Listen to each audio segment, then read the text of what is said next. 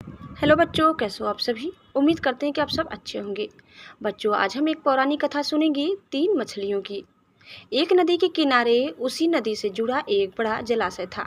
जलाशय में पानी गहरा होता है, इसलिए उसमें कई काई तथा मछलियों का प्रिय भोजन जलीय सूक्ष्म पौधे उगते हैं। ऐसे स्थान मछलियों को बहुत त्रास आते हैं। उस जलाशय में भी नदी से बहुत सी मछलियां आकर रहती थी। अंडे देने के लिए तो सभी मछलियां उस जलाशय में आती थी। वह जलाशय लंबी घास व झाड़ियों द्वारा घिरा होने के कारण आसानी से नजर नहीं आती था। उसी में 3 मछलियों का झुंड रहता था। उनके स्वभाव भिन्न थे। अन्ना संकट आने के लक्षण मिलते ही संकट टालने का उपाय करने में विश्वास रखते थे। प्रत्येक कहती थी कि संकट आने पर ही उससे बचने का यत्न करो। यदि का सोचना था कि संकट को टालने या उससे बचने की बात बेकार है। करने कराने से कुछ नहीं होता, जो किस्मत में लिखा है वह होकर रहेगा। एक दिन शाम को मछुआरे नदी में मछलियां पकड़कर घर जा रहे थे। बहुत कम मछलियां उनके जालों में फंसी थी, अतः उनके चेहरे उदास थे। तभी उन्हें झाड़ियों के ऊपर मछलीखोर पक्षियों का झुंड जाता दिखाई दिया। सबकी चोंच में मछलियां दबी थी। वे चौंके। एक ने अनुमान लगाया, दोस्तों लगता है झाड़ियों में पीछे नदी से जुड़ा जलाशय है, जहां इतनी सारी मछलियां पल रही हैं। मछुआरे पुलकित होकर झाड़ियों में से होकर जलाशय के तट पर आ निकले और ललचाई नजर से मछलियों को देखने लगे। एक मछुआरा बोला, आहा, इस जलाशय में तो मछलियां भरी पड़ी है। आज तक हमें इसका पता ही नहीं लगा। यहाँ हमें ढेर सारी मछलियां मिलेंगी। दूसरा बोला। तीसरे ने कहा, आज तो शाम घिरने वाली है, कल सुबह ही आकर यहाँ जाल डालेंगे।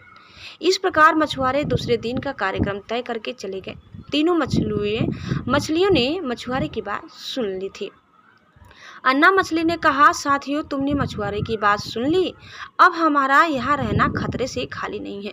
खतरे की सूचना हमें मिल गई है। समय रहते अपनी जान बचाने का उपाय करना चाहिए। मैं तो अभी ही इस जलाशय को छोड़कर नहर के रास्ते नदी में जा रही हूँ।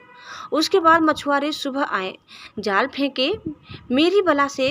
तब तक मैं तो बहुत दूर अखलेटियों कर रही हो जाऊंगी।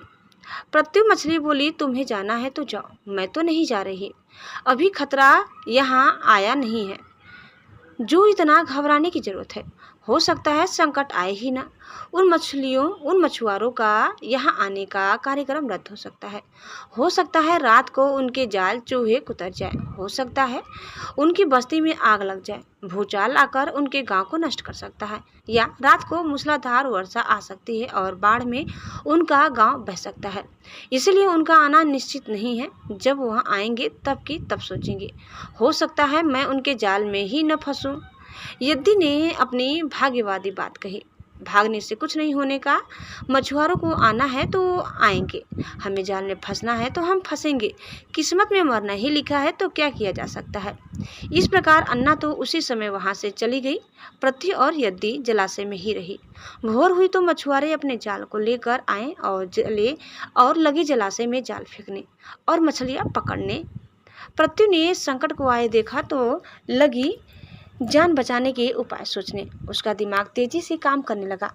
आसपास छिपने के लिए कोई खोखली जगह भी नहीं थी। तभी उसे याद आया कि उस जलाशय में काफी दिनों से एक मरे हुए ऊदबिलाव की लाश तैरती रही है। वह उसके बचाव के काम आ सकती है। जल्दी ही उसे वह लाश मिल गई। लाश सड़ने लगी थी। पृथ्वी लाश के पेट में घुस गई और सड़ती लाश की संडास अपने ऊपर लपेटकर बाहर निकली।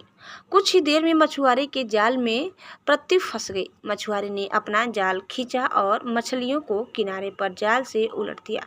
बाकी मछलियां तो तड़पने लगी, परंतु पृथ्वी दम साधकर मरी हुई मछलियों की तरह पड़ी रही।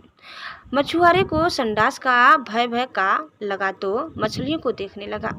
उसने निश्चल पड़ी पृथ्वी को उठाया और सूंघा। आख, यह तो कई दिनों की मरी मछली है, सड़ चुकी है। ऐसे बड़बड़ाकर बुरा सा मुंह बनाकर उस मछुआरे ने पृथ्वी को जलाशय में फेंक दिया। पृथ्वी अपने बुद्धि का प्रयोग कर संकट से बच निकलने में सफल हो गई थी। पानी में गिरते ही उसने गोता लगाया और सुरक्षित गहराई में पहुंचकर जान की खैर मनाई। यदि भी दूसरे मछुआरों के जाल में फंस गई थी और एक टोकरी में डाल दी गई थी। भाग्य के भरोसे बैठी रहने वाली यद्दी ने उसी टोकरी में अन्य मछलियों की तरह तड़प तड़प कर प्राण त्याग दिए। बच्चों, इस कहानी से हमें क्या सीख मिलती है कि भाग्य के भरोसे हाथ पर हाथ रखकर बैठे रहने वालों का विनाश निश्चित है। उम्मीद करते हैं कि आपको हमारी आज की यह कहानी जरूर पसंद आई होगी। कैसी लगी कमेंट करके बताइए। चैनल में नए हैं तो प्लीज़ लाइक शेयर और सब्सक्राइब करना न भूलें। धन्यवाद। Bye bye.